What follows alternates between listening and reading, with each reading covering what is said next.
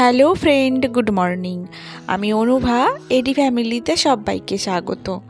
আজ মঙ্গলবার আর এখন সময় সকাল 10টা। আর এখন থেকে আমি তোমাদেরকে সাথে নিয়ে আমার আরও একটা নতুন ব্লগ শুরু করলাম।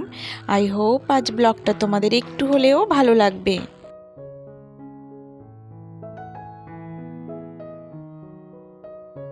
কালকে ভিডিওতে বলেছি শরীরটা ভীষণ খারাপ, আর আজও কিন্তু সেই কোমরে ব্যথা এখনও কমেনি। প্রচণ্ড পরিমাণে যন্ত্রণা হচ্ছে আর অস্থির অস্থির লাগছে। তাই কিন্তু সকালে উঠেই আজকে চলে গেছিলাম একটু হসপিটালে ডাক্তার দেখিয়ে নিতে। আর ওখানে গিয়ে কিন্তু কোমরে একটা ইঞ্জেকশানও দেওয়া হয়েছে। তো বলেছিল যে 1 ঘন্টা 1.5 ঘন্টার মধ্যে কমে যাবে ইঞ্জেকশানটা দেওয়ার পর, কিন্তু কিছুই হয়নি। যন্ত্রণাটা এখনও কন্টিনিউ হচ্ছে, ভীষণই কষ্ট হচ্ছে আর অসহ্য লাগছে।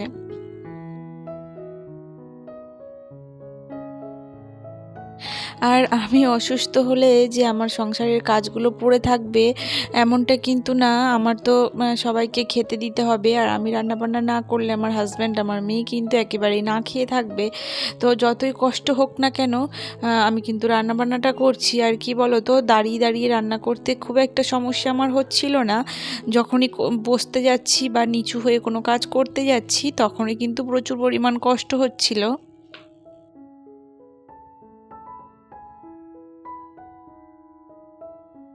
আর আজকে কিন্তু আমি খুব একটা বেশি রান্নাবান্না ঝামেলা কিছু রাখিনি।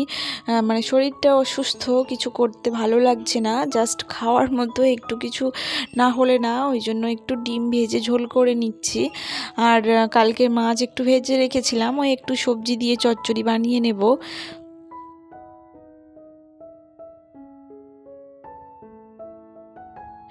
সংসারের কাজগুলো তো আমাকে করতে হবে, এই ঘর ঝাড়পোছ করা এগুলোও করতে হবে, কিন্তু আমি একেবারেই পারছিলাম না যে নিচু হয়ে ঝাড় দেব। তাই আমার মেয়েকে বলেছিলাম যে ঘরগুলো ঝাড় দেওয়ার দরকার নেই, একটু মুছে নিতে। আর এখন কি বলো তো, শীতকাল, সেরকমভাবে তো বৃষ্টিও হচ্ছে না, যার জন্য রাস্তার যত ধুলো ময়লা একেবারে বাড়ির মধ্যেই আসে। যেহেতু রাস্তার পাশেই একদম বাড়ি, ওই জন্য কিন্তু যত ধুলো ময়লা ঘরে আসে। আর একটু না ঝাড় দিলে না, ঝাড় দিয়ে না মুছলে বেশ নোংরা হয়, একটু কাদা কাদা টাইপের হয়ে যায় বাড়িঘর তোর। কিন্তু কি করব, আমি একেবারে নিচু হয়ে কিছু করতেই পারছিলাম না, ওই জন্য কিন্তু আমি ঝাড়টা দিতে পারিনি। আর দাঁড়িয়ে দাঁড়িয়ে যদিও বা মোছা, কিন্তু মুছতেও খুব কষ্ট হচ্ছিল, মুছতেও পারছিলাম না। তাই জন্য কিন্তু মেয়েকে বলেছিলাম, মা তুই যেমন পারিস তেমনভাবেই মোছ, আর ও একটু ঘরগুলো মুছে দিয়েছিল।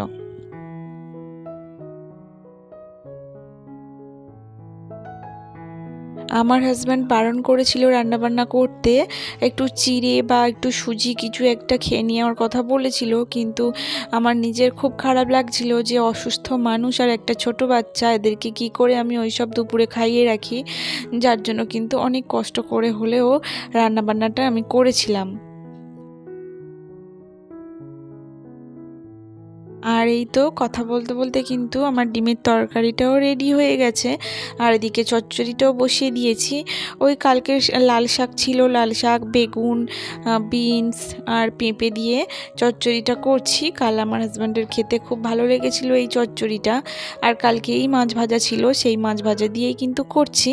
আর খেতে কিন্তু বেশ ভালো হয়েছিল কালকে চচ্চড়িটা, আর আমার হাজব্যান্ডও খুব পছন্দ করেছিল, যার জন্য আবার সেম একই সবজি দিয়ে কিন্তু চচ্চড়িটা বানাচ্ছি।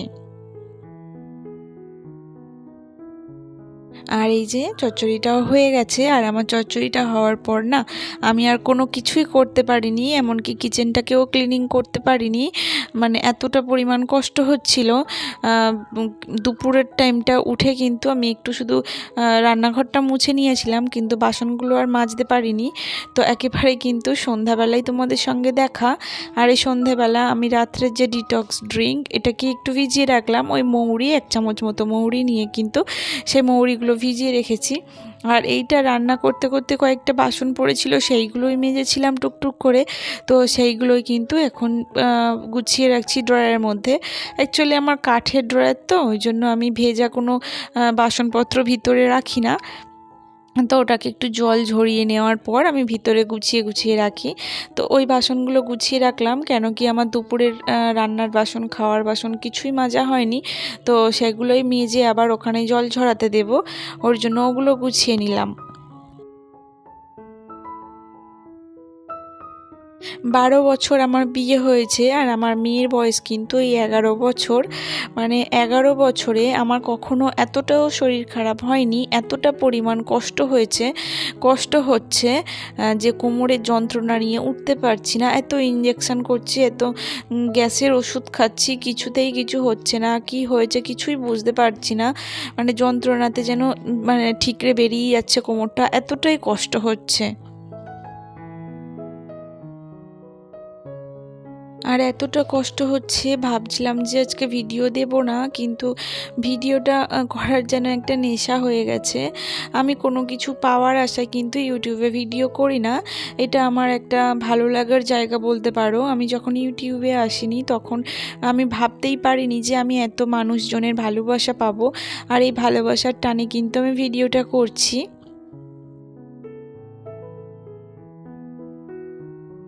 তোমরা লক্ষ্য করলে বুঝতে পারবে যে আমার কিন্তু একেবারেই ভিউজ ডাউন হয়ে গেছে, একদমই ভিউজ হচ্ছে না। তো কেন আমি জানি না। আর আমার কিন্তু সাবস্ক্রাইবার গত 1 মাস ধরে একদমই বাড়ছে না। তো এটাও কেন হচ্ছে বুঝতে পারছি না। তাও কিন্তু আমি ভিডিও করে যাচ্ছি, আমি ভিডিওটাকে ছাড়বো না আর কি।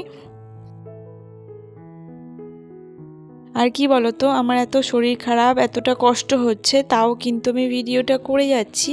আর আমি বিশ্বাস করি যে কেউ যদি কোনো জিনিস পাওয়ার উপযুক্ত হয়, তাহলে জগতের কোনো শক্তি নেই সেটা থেকে তাকে বঞ্চিত করতে পারে। ইউটিউবে আমার অনেক সাবস্ক্রাইবার কমে গেছে, ভিউজ কমে গেছে, আর ওয়াচ টাইম তো অবশ্যই কমে যাবে। ভিউজ কমলেই তো ওয়াচ টাইম কমবে। তো তাও কিন্তু আমার কোনো টেনশান নেই, কোনো ডিপ্রেসডও আমি নই। কেননা আমি যদি উপরে ওঠার থাকে তো অবশ্যই আমি কিন্তু উঠতে পারবো, একেবারে বঞ্চিত হব না, সেই আশায় কিন্তু আমি এগিয়ে যাচ্ছি। তো দেখা যাক কি হয় এখন। বিকালের পর যন্ত্রণাটা সামান্য হলেও কমেছিল, ওই জন্য কিন্তু যেসব কাজগুলো পড়েছিল সেইগুলোই টুকটুক করে করার চেষ্টা করছিলাম।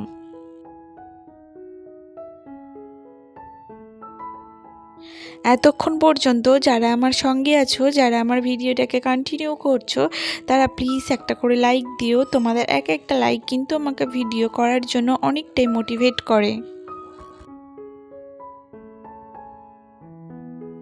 আর আমার চ্যানেলে যদি নতুন কোনো সদস্য হয়ে থাকো, তাহলে প্লিজ আমার চ্যানেলকে সাবস্ক্রাইব করে আমার ছোট্ট পরিবারের সদস্য হয়ে যেও।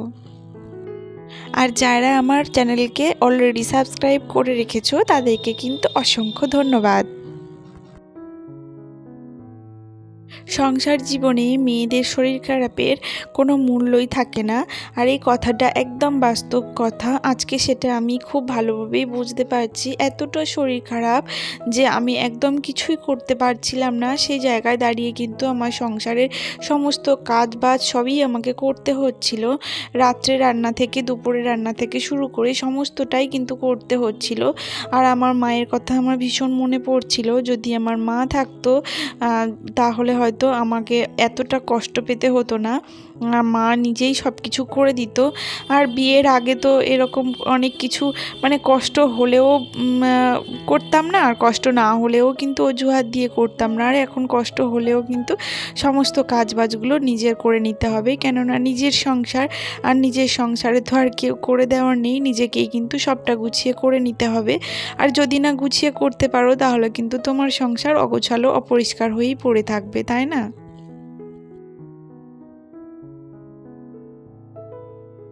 রুটির সঙ্গে আজকে কিন্তু আমি কোনো কিছুই করতে পারিনি রুটি দিয়ে খাওয়ার জন্য, তাই জন্য আমার হাজব্যান্ড নিয়ে এসেছিলো সীতাভোগ, আর এই সীতাভোগ দিয়েই ওদেরকে খেতে দিয়ে দেব।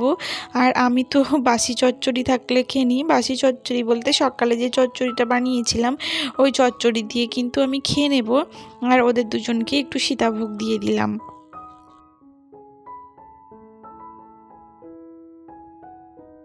আমার হাজব্যান্ড চচ্চড়িটা খায়, কিন্তু রুটি দিয়ে না, মাছের এই যে চচ্চড়ি করি ও খেতে চায় না। এটা নিরামিষ চচ্চড়ি হলেও রুটি দিয়ে খেয়ে নিত, এটা মাছ দিয়ে বানিয়েছি বলে কিন্তু ও খেতে চায় না। তো যাই হোক, দেখো এদিকে কিন্তু আমাদের ডিনার কমপ্লিট হয়ে গেছে আর জল খেয়েও নিলাম। আর তারপরে এই যে ডিনারের শেষে আমি কিন্তু ব্রাশ করি, আর আমি তো দিনে 3বার ব্রাশ করি, সকাল, দুপুর আর রাত্রে। তো ব্রাশ করতে করতে একটু পায়চারি করছিলাম, আর আমার হাজব্যান্ড বারবার বলছিল একটু হাঁটাহাঁটি করলে হয়তো যন্ত্রণাটা কমবে, তাই জন্য আমি বারবার হাঁটাহাঁটি করছিলাম। আর তো এতে হয়তো মানে হিতে বিপরীত হয়েছে, আমার যন্ত্রণাটা আরও বেড়ে গেছিলো। তো যাই হোক, আজ ভিডিওটা এই পর্যন্ত শেষ করলাম। দেখা হবে পরের ভিডিওতে। ততক্ষণ সবাই ভালো থেকো, সুস্থ থেকো। শুভরাত্রি।